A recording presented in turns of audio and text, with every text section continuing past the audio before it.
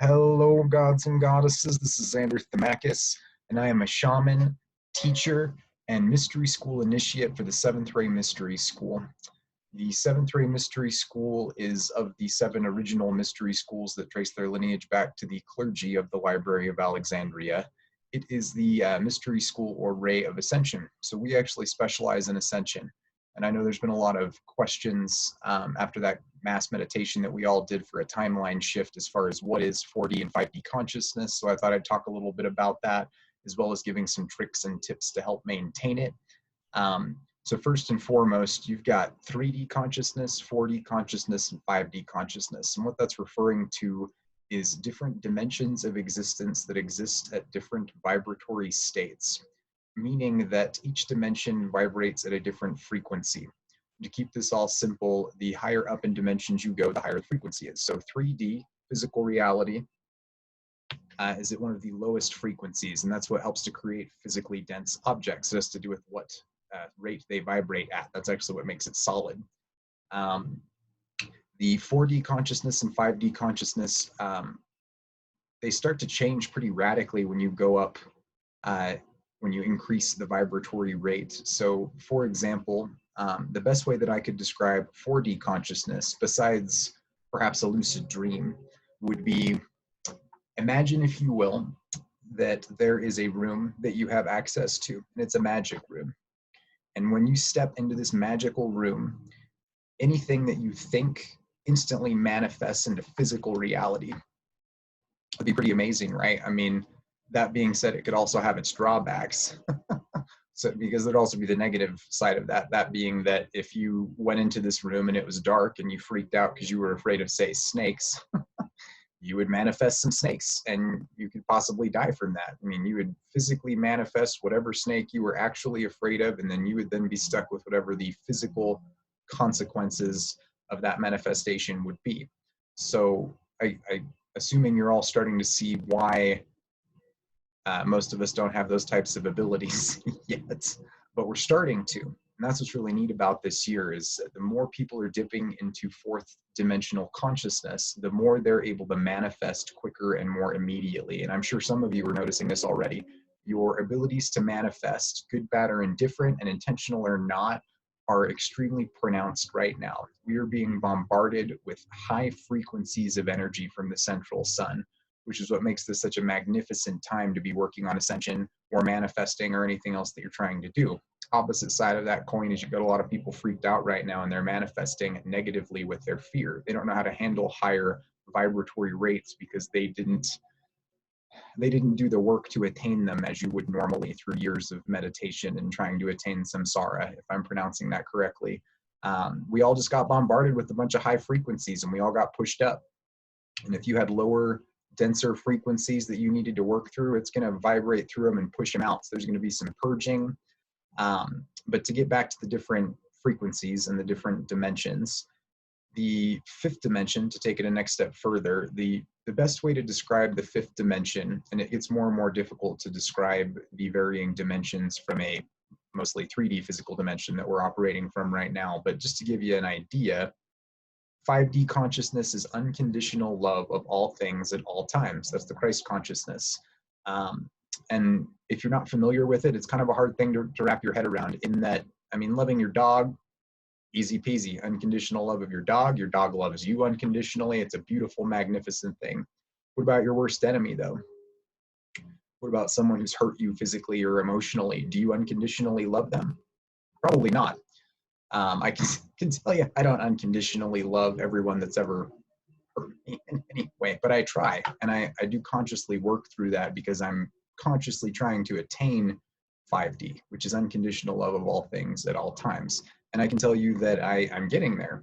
I mean, I'm to a point where I no longer harbor resentment towards anyone who has done me any sort of wrong. I genuinely hope what's best for them. That's 5D consciousness. But it takes a little bit of work. It's hard when you're living in 3D to maintain 4D and 5D consciousness. Another explanation that might help you guys is we're working our way up through the chakras. So to give you an idea, without getting too into the complexities of it in this video, 5D consciousness, unconditional love, heart chakra, right? What that means, however, is that when you're trying to maintain and anchor in these energies of, let's say, 5D consciousness, unconditional love of all things, it's all in your heart chakra. So if you're looking to help anchor in these frequencies, or if you're struggling to maintain them, focus on your heart chakra. Do heart chakra clearings. Do healing sound for the heart. I believe it is, oh, yeah, there it is. I believe it is 639 hertz. And that's the Solfigo frequency to heal your heart chakra. I've got it playing right now. It's magnificent stuff. I use it all the time. This is something that I had an issue with a boss so many years ago, and we were just not getting along. It's an awful boss, but we needed to get along in order to work together, and it just wasn't happening. And so I put this on my phone, left it in my pocket, left it at a low enough tone that he couldn't quite hear that I had something playing in my pocket, and just let it play when we were with one another. And it cleared our hearts out in such a way that we were able to function and still be in good spirits and work together. I probably would have lost my job without it. Anyways, so hopefully that gives you a good description of the different consciousnesses. Next step down would be your solar plexus chakra, your will chakra. That would be 4D consciousness. And this is important because your solar plexus, your will, that's what creates and manifests things. So when we're talking 4D consciousness, we're talking a lucid dream state where you manifest all of your thoughts, and where also, almost more importantly, where your emotions will begin to affect reality, because your emotions are the energy which fuel anything that you do in this reality. If you want to look at it from a Toltec perspective, Toltec, for those of you who read the Four Agreements, Toltec shamanism, Toltec is referring to an artist. And what it means is that you are an artist of this reality. This entire reality is a canvas that you paint upon with your emotions, your thoughts, and your actions. And the more you attain 4D, the more immediate that becomes, which makes it that much more important, ladies and gentlemen, gods and goddesses, to control your fear and all your negative emotions, but primarily fear. Fear's what shuts off your root chakra.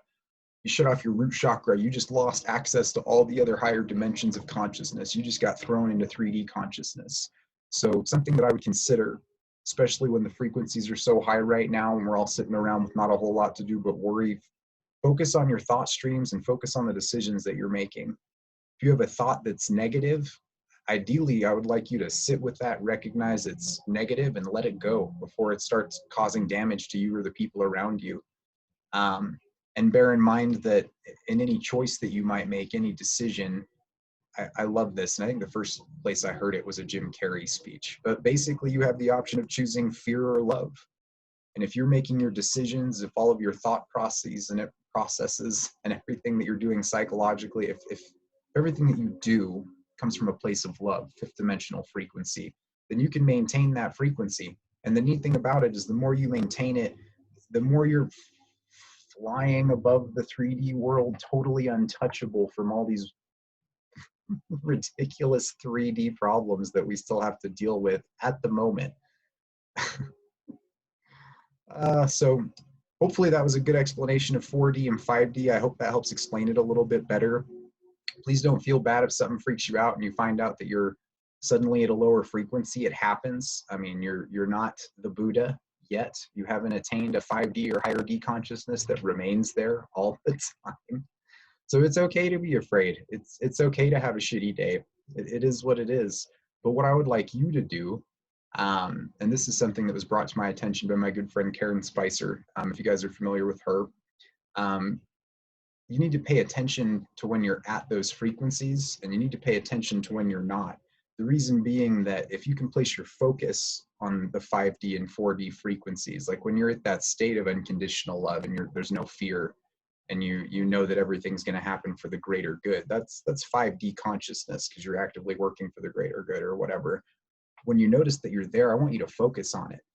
I want you to bear in mind what that feels like, and I want you to spend as much time as you can taking your focus and putting it on 5D and 4D frequencies when you realize that you're there, or when you're trying to get back up to it, because what you focus on is what you send your energy to. So definitely something you want to pay attention to. I've definitely been having great benefits with it just in the past couple of days, even thinking of it in those terms. So I hope that's helpful for you. Some quick tips and tricks to help you maintain your frequency. Something just fell over there. Oh, because it's raining and hailing outside. Cool. Healing sound, something I touched on a little bit earlier. Healing sound is something that they teach in the mystery schools. They teach us healing techniques with tuning forks. It's very old school. If you research the pyramids, they actually built a sound healing temple. So this is thousands and thousands of year old technology that they would utilize to heal all sorts of psychological, emotional, and even physical ailments. Now, if you research the Solfego frequencies, as opposed to needing a temple or a trained mystery school initiate with a tuning fork or a trained sound healer, you can just look up Solfego frequencies and put them on your laptop. They're free on YouTube, or you can buy them. I bought some.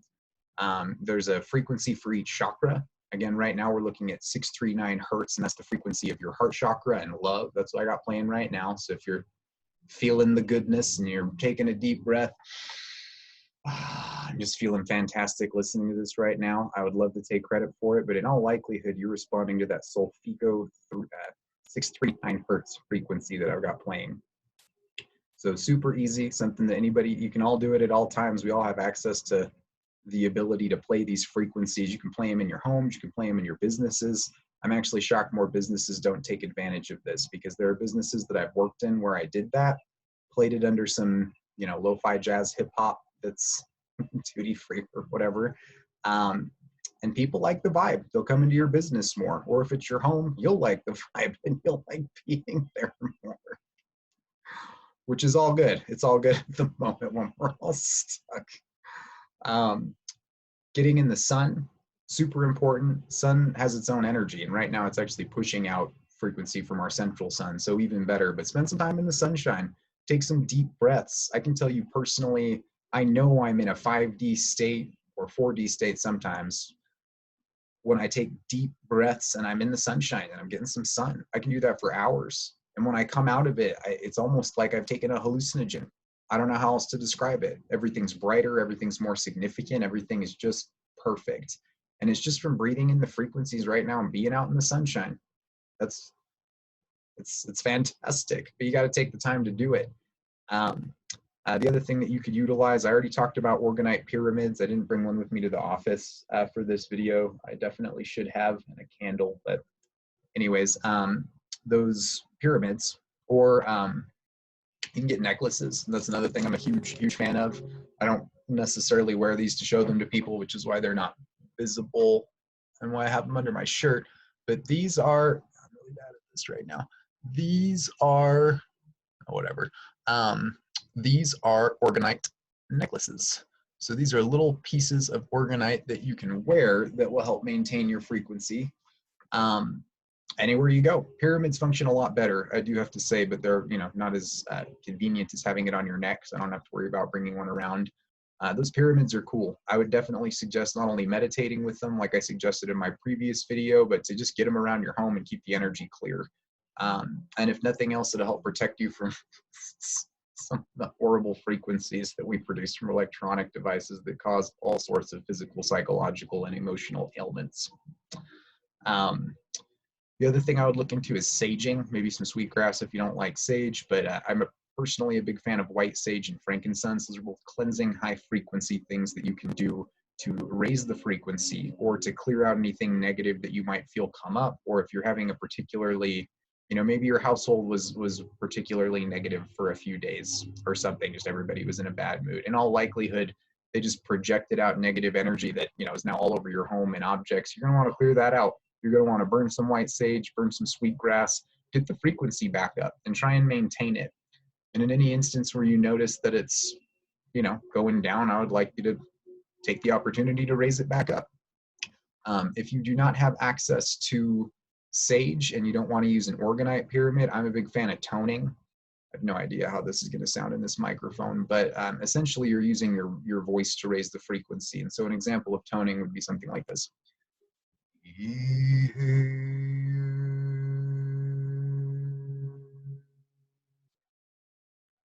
That is an example of toning. I use it in healing, I use it to clear rooms, and it's something that anyone can do at any time to raise the frequency or to clear out negative energy. So that's something free you can do. And then other than that, as I mentioned in my other video, the more you can keep your mind chatter quiet and the more you can meditate, better off you're going to be. It's going to keep your mind quiet and calm, and it's going to give you the opportunity to stop your emotions from damaging you or other people when emotions are running pretty high and gnarly at the moment.